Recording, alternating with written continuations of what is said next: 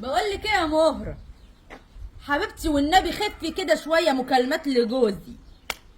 انا ارن على جوزك وانا مالي يا حبيبتي؟ هو اللي ما بيبطلش مكالمات يا حبيبتي، كل شويه يرن عليا وقرفني. خفي مكالمات يا مهرة لجوزي يا حبيبتي، ده حتى الرصيد غالي. قصدك ايه يا حبيبتي بالرصيد غالي ومغليش؟ قلتلك يا ماما لمي جوزك، هو اللي ما بيبطلش رنات عليا. وبعدين جوزك مين ده اللي انا هبص عليه يا ماما؟ وانتي مش شايفاني ولا ايه؟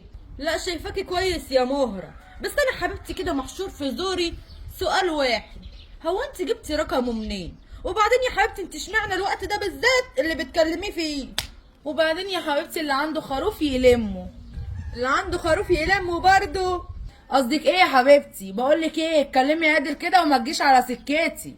بقولك ايه يا حبيبتي، حوارات وكهن النسوان ده مش هيخيل عليا يا ماما. انت من ساعه ما اتطلقتي والمنطقه كلها ملهاش كلام غير عنك انت يا مهره، وكل واحده خايفه على جوزها يا ماما.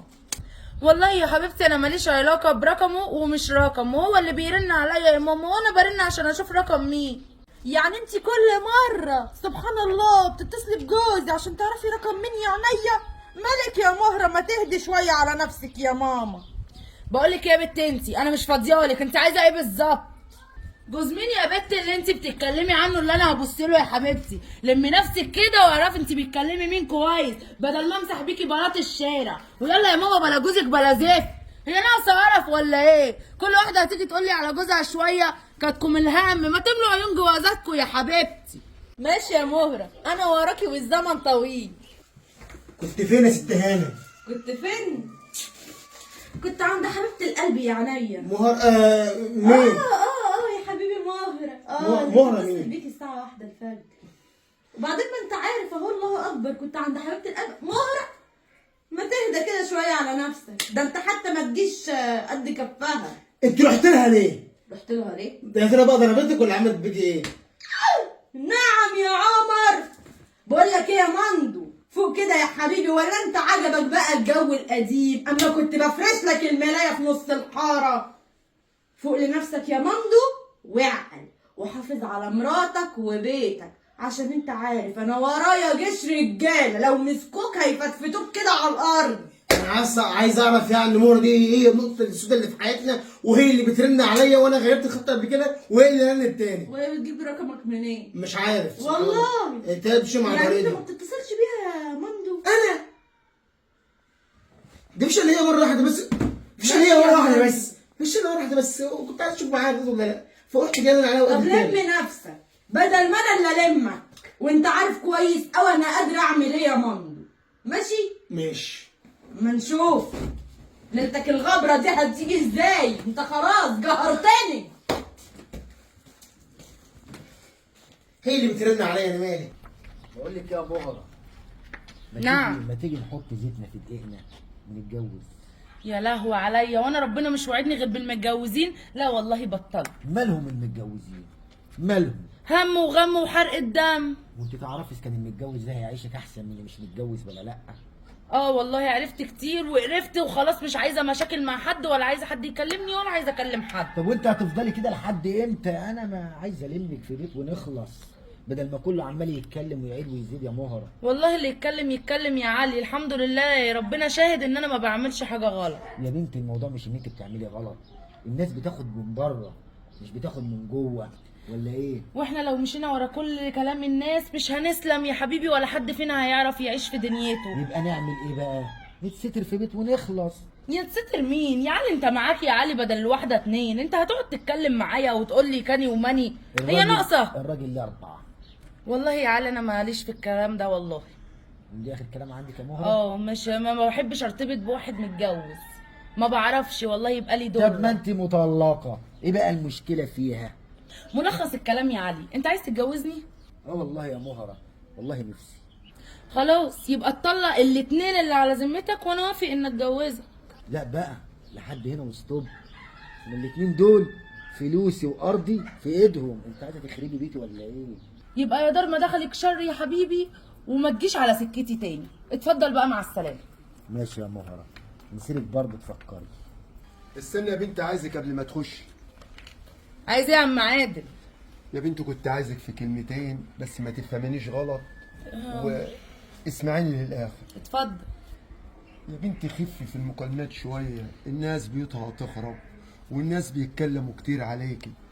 انت مالكيش ذنب من غير ما تتكلمي. انا عارف ان انت ست محترمه ومالكش ذنب، بس بصراحه وهتاخديها يا بنت، انا اسف ما تاخديهاش مني قله ادب. بصراحه اصل انت حلوه وكل النسوان بيخافوا على رجالتهم منك، وانت رايحه النسوان بيغيروا منك. وانا ذنبي ان النسوان بتغير مني ولا ان الرجاله عينها عليا؟ انا مالي يا بابا؟ كل واحد يلم مراته وكل واحده تلم جوزها. انا ذنبي ايه؟ همشي وانا اقول لكل واحده انا ماليش دعوه وماليش ذنب؟ اللي ياكل على ضرسه بينفع نفسه يا حبيبي، واللي مش عاجبه يا حبيبي الكحل ما يتكحل. ما تاخديش بس مني الكلام تقيل، اصل انت بصراحه يعني انت مزوداها شويه يا مهره. مزودها في ايه يا عم عادل؟ هو انا عملت حاجه ولا اتكلمت مع حد؟ هو اللي كل شويه حد يجي يرمي بلاء عليا؟ انا مالي يا بنتي اصل انت ما تشوفيش. بقول لك يا عم عادل، ماشي يابا نصيحتك وصلت وربنا يبارك لك. روح انت الله يخليك شوف حالك بس وسيبني في حالي دلوقتي. روح يا عم عادل الله يا بنتي يخليك. والله انا خايف عليك. ربنا يبارك لك يابا. روح روح يا ابوي.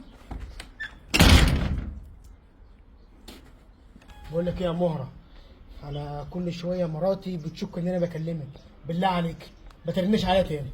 هو انا اللي كنت برن عليك ولا ايه يا حبيبي؟ انت اللي كل شويه يا بابا تجيب خط وترن لي منه وتقول لي سجليه، وكل ما مراتك تقفشك تيجي تقول لي البقين دول. روح يا حبيبي لمراتك وحل انت عني. خلاص يا ست حل عنك، ده انت ايه اعوذ بالله خربت بيوت. يلا يا اخويا كتك 60 داهيه، ما بقاش الا انت كمان يا معفن. ازيك يا مهر؟ الحمد لله يا خير. كلمت جوزك تاني؟ لا بس هينفع ان احنا نتكلم كده على الباب؟ تعالي اتفضلي. شكرا. بصي يا مهر. اتفضلي يا واتش. تسلمي. بصي يا بنتي، انا مش جايه ان انا بكلمك عشان جوزي، ويعلم ربنا ان انا دلوقتي جايه اكلمك نصيحه اخت لاختها. انت كويسه، ما عندناش مشكله في ده، بس يا حبيبتي لازم تفهمي ان الاصول والعادات والتقاليد تغلب اي شيء. انت كويسه، الناس اللي ما تعرفكيش مش هتحكم على ده، بيحكموا دايما بالظاهر. يعني ايه؟ يعني ما ينفعش ان انت تبقي لابسه ضيق ومحزق وملزق، مش هنقول ان هو حريه شخصيه. اي واحد او اي واحده هيشوفوكي هيقولوا هي مش طالعه من بيت فيه رجاله، وانت عارفه الكلام ده. انا ما اقصدش ان انا عيب فيكي، بس انت الكلام ده ليك انت. خافي على نفسك، خافي على سمعتك. الناس دايما ما بيهمهمش غير ان هم يقولوا الكلام اللي مش كويس، واللي رايحه واللي جايه بيتكلموا عليها. ماشي حاضر، بس انا ما عملتش اي حاجه ولا اتكلمت مع حد ولا ليا علاقه بحد. انا هعمل ايه بس؟ على فكره ان انا اتطلقت دي يا عالم كل واحد عارفة إن بيته هي بيبقى فيه ايه. أنا عارفة إن هي حاجه كانت مش ربنا. بايدي، وانا مش معنى اني بلبس او بخرج او بتكلم ان انا كده واحده شايفه نفسها او ان انا الناس تشوفني. انا ما بيهمنيش الناس، لان الناس دي هي اكتر سبب كان في ضرار حياتي. انا فاهماكي، بس دلوقتي لو واحد معجب بيكي وحد كويس جدا وشافك وانتي ماشيه في الشارع، هل هيعرف ان انتي كويسه؟ هيحكم على طول من شكلك.